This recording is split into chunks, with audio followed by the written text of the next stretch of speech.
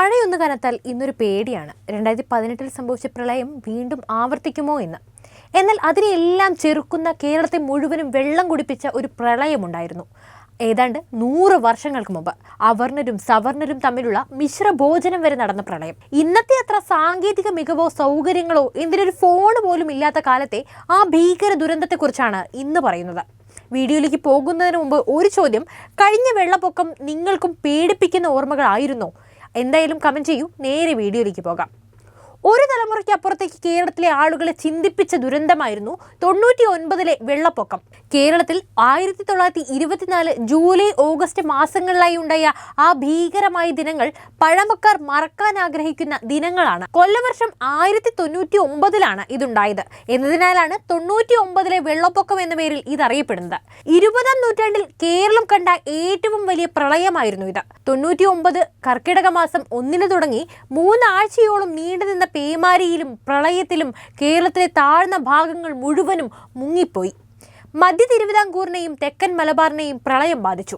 സമുദ്രനിരപ്പിൽ നിന്ന് 6500 അടി ഉയരമുള്ള മൂന്നാറിലെ തേയിലത്തോട്ടങ്ങളിൽ വരെ വെള്ളപ്പൊക്കമുണ്ടായി. ഈ വെള്ളപ്പൊക്കത്തിൽ മരിച്ചവർ എത്രയെന്ന് കണക്കുമില്ല. അങ്ങനെ ഒരു കണക്കെടുക്കാനുള്ള സംവിധാനം അക്കാലത്ത് ഉണ്ടായിരുന്നുമില്ല. അന്നത്തെ പത്രവാർത്തകളും മറ്റു രേഖകളും പ്രളയത്തിന്റെ ഒരു ഏകദേശ ചിത്രം നമുക്ക് തരുന്നു. നാടൊട്ടുക്കും ഗതാഗതം മുടങ്ങി.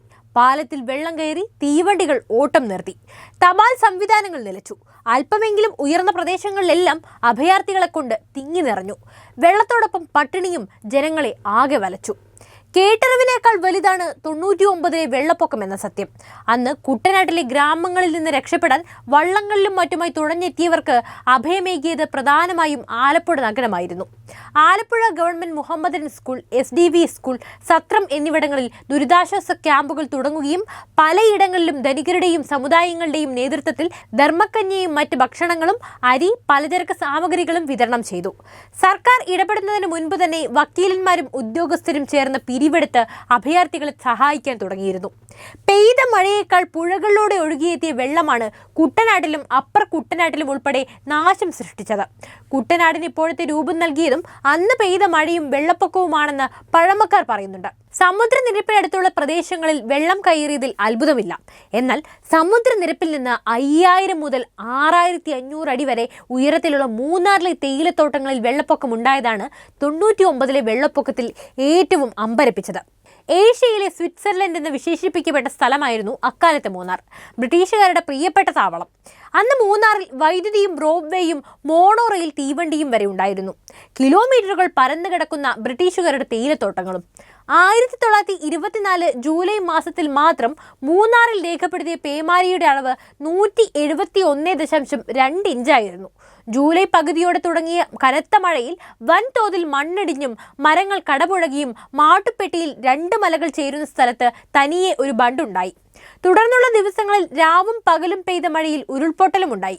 ഒഴുകിവന്ന മണ്ണും വെള്ളവും താങ്ങാനാവാതെ മാട്ടുപ്പെട്ടിയുടെ ബണ്ട് തകർന്നതോടെ ഒരു അണക്കെട്ട് പൊട്ടിയ പോലെയുള്ള വെള്ളപ്പാച്ചിലിൽ ഒഴുകിവന്ന വെള്ളവും ഒപ്പം വന്ന മരങ്ങളും കൂടി മൂന്നാർ പട്ടണം തകർത്ത് തരിപ്പണമാക്കി. റോഡുകളെല്ലാം നശിച്ചു. റെയിൽവേ സ്റ്റേഷനും റെയിൽപാതയും എന്നേക്കുമായി മൂന്നാറിന് നഷ്ടപ്പെട്ടു.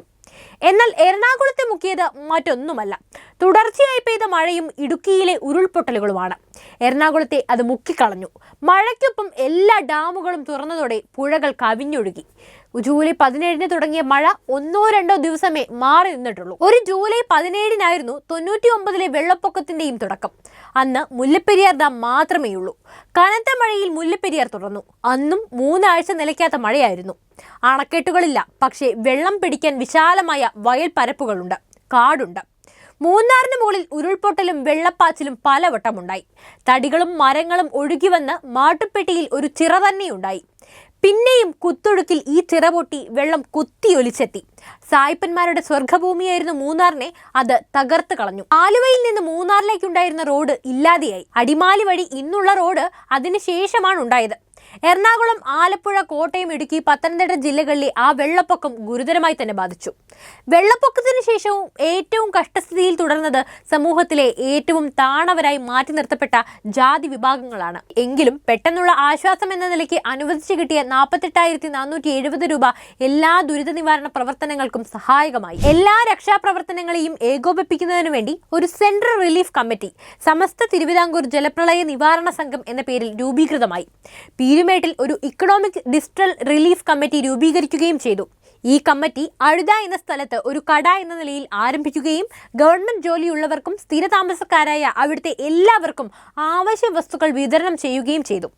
പെട്ടെന്നുള്ള രക്ഷാപ്രവർത്തനങ്ങൾ കൂടാതെ വീടുകൾ പണിതു കൊടുക്കുന്നതിനും നികുതികൾ കുറയ്ക്കുന്നതിനും കാർഷിക കടങ്ങൾ തള്ളുന്നതിനും റോഡുകൾ പണിയുന്നതിനുമുള്ള പ്രവർത്തനങ്ങൾ ത്വരിതപ്പെടുത്തുന്നതിന് land revenue and income tax കമ്മീഷണറായി SCH റോബിൻസൺ എന്ന ഉദ്യോഗസ്ഥനെ ഗവൺമെന്റ് ചുമതലപ്പെടുത്തി.